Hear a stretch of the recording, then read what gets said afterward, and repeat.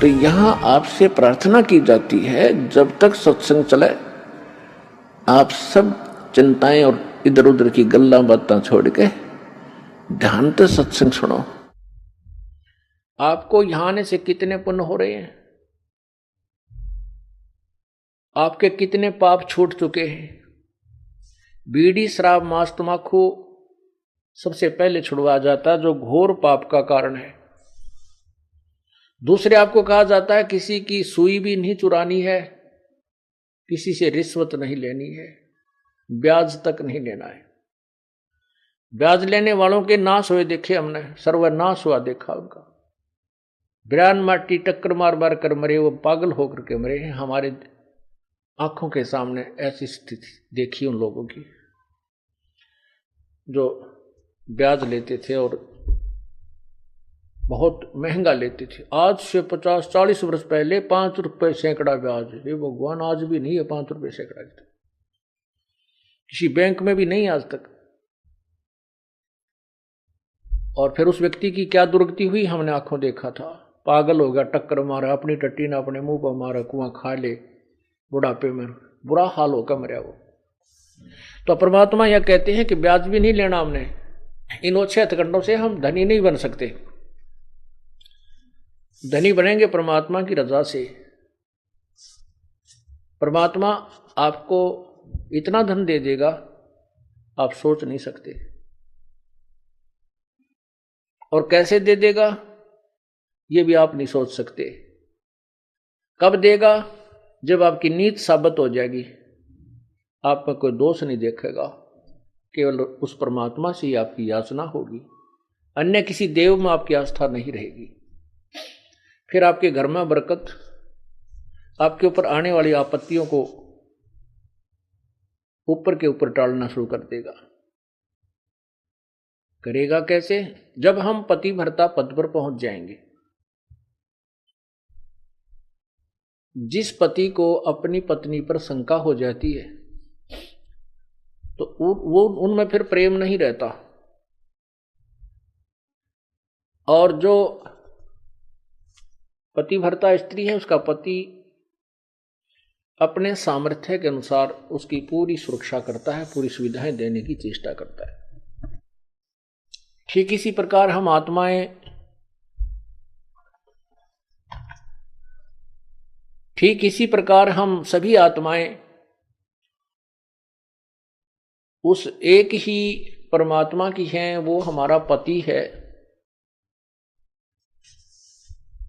सबका मालिक है। पति मीन मालिक, स्वामी, वो हमारा पति है। और हम जब तक उसमें पतिव्रता की तरह आस्था नहीं बनाएंगे तब तक वो हमारी मदद, हमारी सहायता नहीं पूरी नहीं करेगा। जब हम पतिव्रता की तरह उसके, एक पतिव्रता का अर्थ है कि जैसे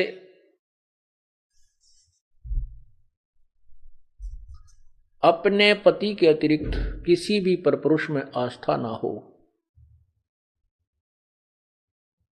चाहे कोई कितना ही खूबसूरत हो, कितना ही धनी हो, चाहे वो कितना ही चटक मटक हो, हमारे मन में दोष नहीं आना चाहिए।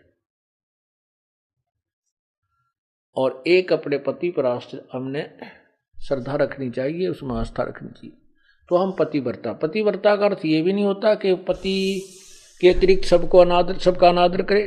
किसी का अनादर नहीं करना। जैसे जेठ जेठानी घर में होते हैं, जेठ है, जेठानी है, देवर देवरानी है, ननंद है छोटी बड़ी,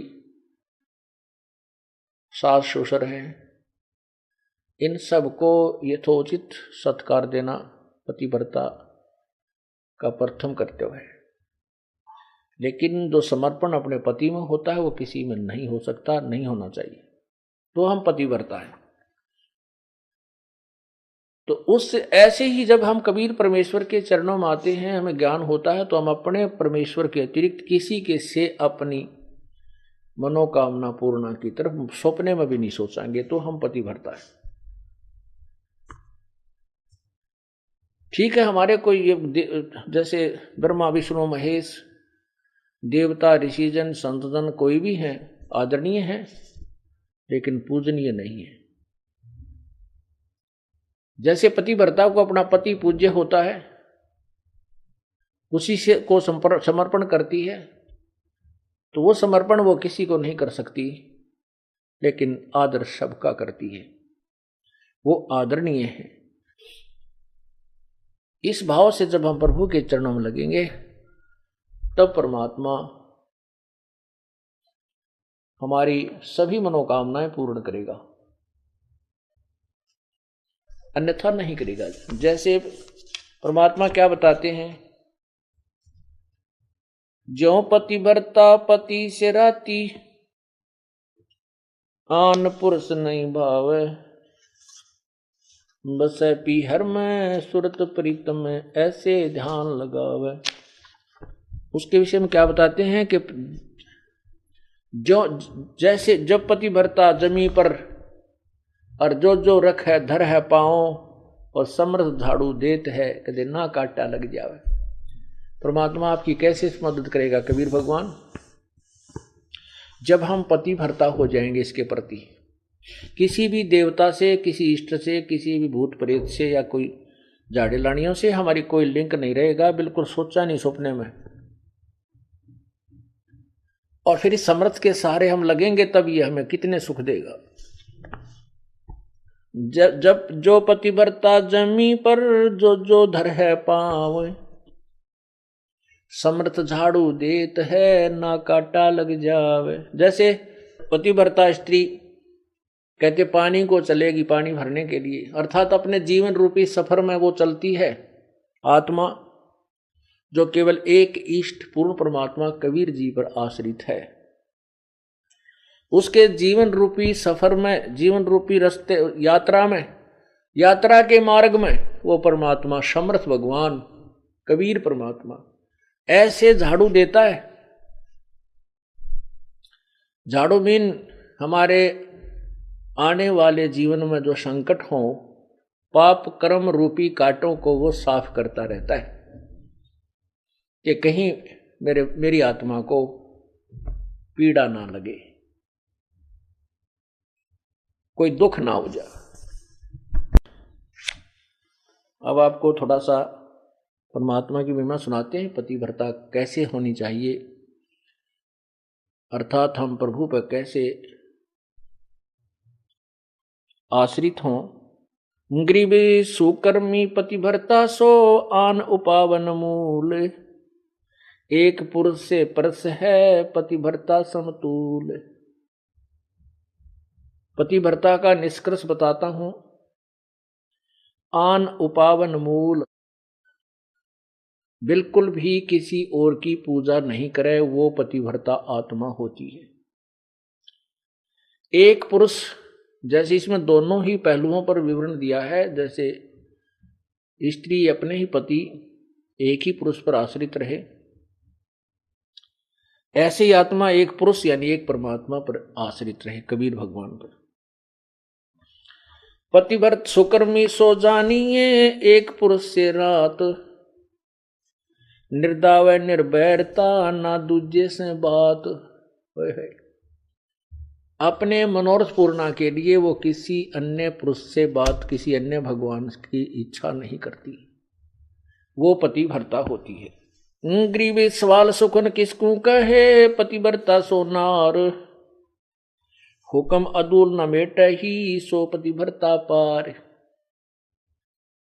देखो कितनी गहराई से बता रहे हैं, केवल यही एक लक्षण नहीं है पतिव्रता का।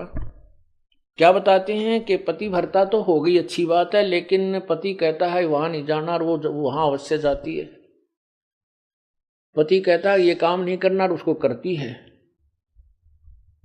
तो वो भी पूर्ण पतिव्रता नहीं है। इसमें यही समझाना चाहे, जैसे हम संत आपको आदेश देता है गुरुदेव के बेटा चोरी नहीं करना, बीड़ी नहीं पीना, मांस नहीं खाना, सिनेमा नहीं देखना, ब्याज नहीं लेना,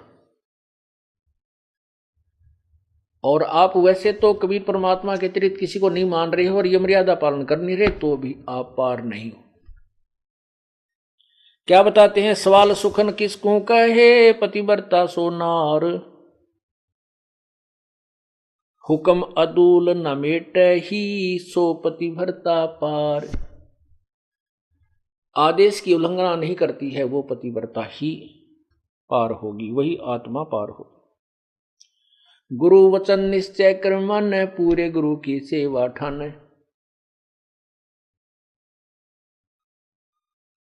भाई जो गुरु वचन पे डट गे रकट गे फंद 84 के, कट गे फंद 84 के, कट गे फंद 84 के। भाई जो गुरु वचन पर डट गे रकट गे फंद 84 के। वस्तु मिली ठोड़ की ठोड़, मिट गी मन पापी की दौड़। वस्तु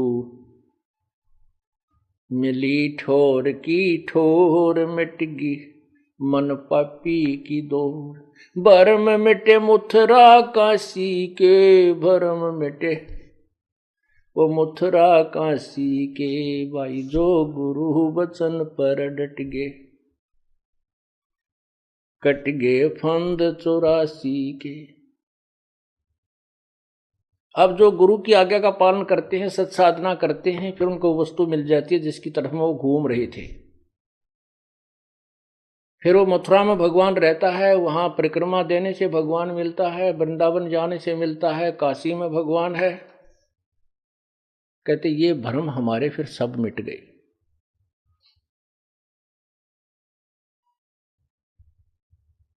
उसी के ऊपर यहां कहा है,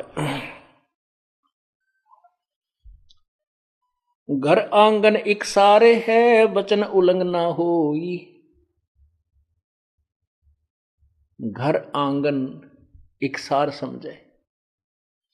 पति भर्ता अपने घर में रहे चाहे बाहर रहे, उसके आव भाव, उसका चलना बैठना उठना बोलना ऐसा ही रहे जैसे वो घर में रहती है। बाहर भी एक जैसा ही व्यवहार करे और वचन उल्लंघन ना करे। घर आंगन एक सारे है, वचन उल्लंघना होई। आन खसम से ओ लेने, पतिव्रता है सोई। आन खसम यानी और अन्य पति नहीं बनावे, उससे ओ लेना माने आड रखे, पतिव्रता है सोई। आन खसम से हंसत है वो चंडी चोर चुड़ैल। जिनसे क्या घर बासे है, घर में बसे घुड़ैल। अब क्या बताते हैं परमात्मा के, जैसे कोई पतिव्रता स्त्री दूसरे पुरुष के साथ मजाक करती रहती है,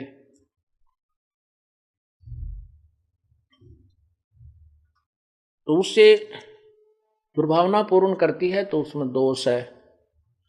वो कहते हैं वो तो एक भूतनी बस है घर में, और उससे क्या घर, जिनसे क्या घरवास है, घर में बसे गुड़ैल।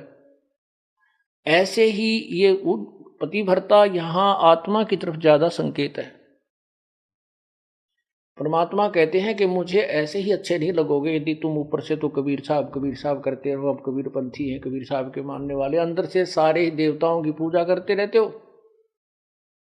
आन खसम से हंसत है वो चंडी चोर चुड़ैल। परमात्मा इतने नाराज होते हैं। कहते हैं परमात्मा 100 वर्ष सतगुरु की पूजा, एक दिन आन उपासी। वो अपराधी आत्मा फिर पड़े काल की फांसी। 100 वर्ष तो ये साधना करते रहना जो हम आपको बता रहे हैं, और एक दिन अन्य पूजा कर लेना। परमात्मा कहते हैं वो अपराधी आत्मा पड़े काल की फांसी। तो ऐसी गलती क्यों करेंगे हम? तब करेंगे जब हम ज्ञान नहीं सुन पाएंगे, और ज्ञान उस दूसरे अज्ञान के लोगों से हम ज्यादा संबंध रखेंगे तो वो हमें विचलित कर डालेंगे। यहां जींद के अंदर एक रमेश जैन भक्त है, अब भी हमारा सेवक है वो। उसकी पत्नी को दौरे पड़ते थे, दमा था उसकी पत्नी को, दमा था उसकी। एक लड़की को दौरे पड़ते थे। 2 जुड़वा बच्चे थे, वो बहुत बीमार रहते थे। महीने में 2-3 हजार का उनका डॉक्टरों का मेडिकल का खर्चा होता था। एक भक्त ने उनको समझाया कि आप हमारे गुरुदेव से उपदेश लो, कभी परमेश्वर की शरण में आओ, आपके सब झंझट मिट जाएंगे। काफी कुछ कहने से उन्होंने मान लिया, और फिर वो टर्म एंड कंडीशंस भी बता दी उसको कि ये नहीं करना आपने। जब तो उन्होंने मान लिया ठीक है हम तो बहुत दुखी हो गए हैं, इनको पूजा करते करते और साधनाओं से हमारी दुर्गति हो रही है, तो हम क्या करेंगे, हम नहीं पूजेंगे उनको। उन्होंने उपदेश ले लिया। उपदेश लेने के बाद उस बहन के 2-4 महीने तक कोई दमा नहीं, लड़की का दौरे पड़ा करते, उसका कोई दौरा नहीं, बच्चे स्वस्थ हो गए। वो तो इतनी खुशी मनाई, ओहो हे भगवान, भगवान मिल गए हमें। तो परमात्मा कहते हैं पर्वत पर्वत में फिरा, कारण अपने राम, राम जैसे संत मिले जिन सारे सब काम। अब क्या हुआ कि उसने वो 3-4-5 महीने के बाद ये गुग्गा पीर का दिन आ गया, गुग्गा नौमी आ गई। उसकी पड़ोसन आई, कहने लगी है कमलेश, और गुग्गा की पूजा नहीं करी तूने? वो बोली ना हम ना करा कर, हमने छोड़ दी, मारे तो जो ना गुरु का नाम ले लिया। वो किसी और पंथ से संबंधित थी, वो दूसरी लड़की जो बहन आई उसके पास, वह कहने लगी नाम तो हमने भी ले रखा है, पर पूजा सारी करनी चाहिए ना, तो ये नाश कर देंगे। उनका फलाना करना ना, वो अपने पंथ के उसके विषय में बताने लगी कि ऐसे उसने हमारे पंथ का है कि उन्होंने ये पूजा छोड़ दी थी, उनका एक का बेटा था वो मर गया, अब तो भाई सारी पूजा करते हैं, और भी वो भी करने लग गए। तो वह डर गई कि कदे भाई सतयुगा पीर दुखी कर दे, उसने वो पूजा पाजा अपनी कर दी। पूजा कर दी तो अगले दिन वो लड़की तो दौरा पड़ने लग गया। उस कमलेश ने सांस नहीं आवे, दमा हो गया, न्यू का न्यू, और दोनों लड़कों की तबीयत खराब है। अब उस सेठ लाला जी को पता नहीं था रमेश को कि गड़बड़ कर रही है नालायक। वो घर पे आया और वो कहा ऐसा स्थिति फिर होगी। उसने उस भगत से संपर्क किया कि भाई मारा तो फिर होगी भाई बात, कोई फायदा नहीं हुआ। वो बोला भाई ऐसे कैसे हो सकता, 2-4-5 महीने तेरे ऊपर ऐसा मेहर बख्शी है, आज कैसे नहीं हो सकती है, कैसे मानूं मैं तेरी बात, अब देख ले चाल। वो दोनों आगे, वो दोनों आगे तो क्योंकि हमें पता है कि परमात्मा की मर्यादा भंग होने से ही काल प्रवेश कर जाता है। या तो सीता के चारों तरफ जो लक्ष्मण ने रेखा खींची थी ना, ये लक्ष्मण रेखा समझना मर्यादा भगवान की, और इसको तोड़ते ही या दुर्गति शुरू हो जाएगी, जो सीता की हुई थी। अब वो राम कोई बौड़ा नहीं था जो लक्ष्मण ने ये कहा तू या तो आइए मत, भूल कर भी रावत इसको चारों तरफ ये मंत्र पढ़ कर या रेखा खींच देना। अब सीता अपने आप में सियाणी बन गई। जब रावण आया एक साधु का भेष बनाकर भिक्षा मांगने लगा, तो सीता ने कहा कि आ जाओ महात्मा जी, ले जाओ भिक्षा ले जाओ। अब जो ही वो निकट आया उस रेखा के, तो उसमें लपट निकली, रावण 10 कदम दूर खड़ा हो गया। तो उसने कहा कि माई भिक्षा देनी है तो बाहर आकर दो, नहीं तो हम नाराज हो जाएंगे, ये कर देंगे, इसमें तुमने पता नहीं क्या मंत्र पढ़ रखा, ये मुझे आगे नहीं आने दे रही। अब सीता जी ने सोची कि बिजली पड़े साधु तो है, 1 मिनट में देकर आटा डालकर वापस आ जाऊंगी। तो या तो उसकी नालायक सोच थी अपनी, जबकि वो महापुरुष कह के गए थे इसे बाहर मत निकलना, रही साधु है तो अपन आ जाएगा अंदर। यदि ये साधु है तो इस लक्ष्मण रेखा को पारे करके आ जाता। साधु भी कहाँ है वो, इस रेखा से डर गया। तो उसने ऐसा ही किया, मर्यादा भंग कर दिया, लक्ष्मण रेखा उल्लंघ गई। फिर देखो क्या दुर्गति हुई, रावण उठा ले गया। 12 वर्ष तक उस रावण के बाग में बिरान मट्टी हुई। पुण्यात्माओं, ये लक्ष्मण रेखा समझ लेना जो परमात्मा के नियम है। यदि तुमने अपनी सुरक्षा चाहिए तो लक्ष्मण रेखा से बाहर मत जाना, फिर देखना खेल मालिक का। तो उसने क्या हुआ कि वो कहने लगा, भाई तुमने कोई और पूजा की है? रमेश बोला, ना बिल्कुल नहीं, कति नहीं कर दिया, हम तो छोड़ दी सारी उस दिन तक। अब उसका गले उतरा नहीं उस भगत के कि तो हो ही नहीं सकता, जब तक हम मर्यादा नहीं तोड़ेंगे तो यह हानि नहीं हो सकती, यह हमारे भगवान का नियम है। तो वह लड़की उस रमेश ने पूछा उस कमलेश से, क्यों वो घर में रहती है, कितने कोई और पूजा की? वो बोली, ना मैं क्यों करूँ थी। वह नो डरती ना बतावा कर तरही थी कि भी गड़ेगा, सोमा होगा, गुस्सा होगा। तो भक्त यूं कह रहा था जी, मैं वैसे ही घूमतू ऐसे ऐसे बाहर न निकल गया, परमात्मा ने भेज दिया। तीसरा दिन था वो, जैसे आज गुग्गा नवमी थी, 10वीं न उनकी ब्रह्मटी होगी, एकादशी को वो वहां गया। तो घूमता घूमता पीछे को चला गया, बरंडे के साइड में, एक पिछली साइड में बरंडा था, बरंडे से रसोई के पीछे, रसोई बरंडे के अंदर खुला थी, पीछे उसके खाली स्थान था, वैसे नीचे कच्चा। वहां क्या देखा कि एक थाली रखी पुरानी सी, और उसमें 2-4 जोत सी लगा रखी है आटा बना के।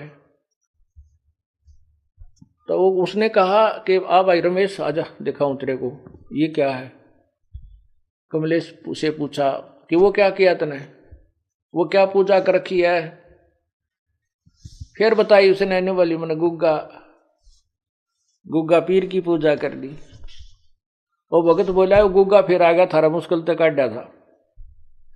यो गुग्गा फिर बुला लिया तने, मुश्किल से निकाला था गुरुदेव ने, परमात्मा कबीर जी ने, अब चाट ले गुग्गा ने, पूज ले। तो वो फिर लग गया वह पैर पकड़ने, वह कहने लगी, भाई मैं तो माफी मांगूंगी गुरु जी तय। तो उन्हें कहा, भाई माफी मांग, परमात्मा से जाकर पूर्ण उपदेश लो, तुम तो काम कति बिगाड़ दिया, थारी सुना तो सुना, ना भी सुना। तो रमेश ने भी बहुत धमकाई हुआ बेबे, उसने सारी बताई जी, मैं डरागनी थी, और कोई आसपास यहाँ मेरे दूसरा सहयोग था नहीं जिसे मैं पूछूं अपने भगत था, वहां कोई भगत नहीं था। और मैंने सोची कि बिजली पड़ा है, एक दो बत्ती ला दूंगी, गुग्गा भी राजी हो जाएगा। इन गुग्गा राजी कर करता हम ब्राह्मण माटी करवा रहे हैं। हमने एक ही प्रभु को प्रसन्न करना है। एक साधे सब सधे, सब साधे सब जावे, माली सींचे मूल को, वो फले फूले अगावे। एक ही साधने से, एक ही पूजा करने से जड़ की तो पौधा परिपक्व बड़ा हो जाता है, वृक्ष बन जाता है, फिर आम के फल लगते हैं। यदि हम टहनियों की तरफ से उसको गाड़ कर जमीन में लाकर बैठ जाएं, उगाकर, तो सभी पौधा ही नष्ट हो जाएगा। अर्थात शास्त्र विरुद्ध साधना करने से हमारा भक्ति रूपी पौधा बर्बाद हो जाएगा। तो क्या बताते हैं, 100 वर्ष सतगुरु की पूजा, एक दिन आन उपासी, वो अपराधी आत्मा फिर पड़े काल की फांसी। तो पुण्यात्मा फिर आए मेरे पास, जब हम छुड़ानी से सब जाते रहते थे, हमारे गुरुदेव भी छुड़ानी जाते थे। वो केवल इसलिए जाते थे कि वहां भक्त आते हैं, उन भक्तों को समझाया जा सकता, वो भ्रमित हैं सभी, वो यथार्थ ज्ञान से परिचित नहीं है। फिर उसके बाद हमारा उनसे मन मुटाव बन गया, क्योंकि गुरुजी शरीर त्याग कर चले गए थे सतलोक, और छुड़ाने वाले की जो क्रियाएं थी वो शास्त्र विरुद्ध थी, सदग्रंथ के विरुद्ध करते थे। हम जनता को सच्चाई बताते थे तो उनकी दुकान बंद होने के कागार पर आ गई। इसलिए उन्होंने हम नहीं सुहाए, तो हमने अपना अलग से करौथा में आश्रम बना लिया। तो उस समय जब वो हम वहीं जाते थे तो थोड़ी ही संख्या में भक्त होते थे। 1995 की बात है ये। उसने फिर पुनर्उपदेश लिया, माफी मांगी कि जिंदगी में नहीं करूंगी। उसके बाद वो नाम दोबारा लिया, उसके बाद आज तक वो सभी सोचते हैं बोलो सतगुरुदेव की। भाई जो गुरु बचन पे डट गे रकट गे फंद 84 के, कट गे फंद 84 के, रकट गे फंद 84 के। भाई जो गुरु बचन पे डट गे रकट गे फंद 84 के। वस्तु मिली ठोर की ठोर, मिट गई मन पापी की दौड़।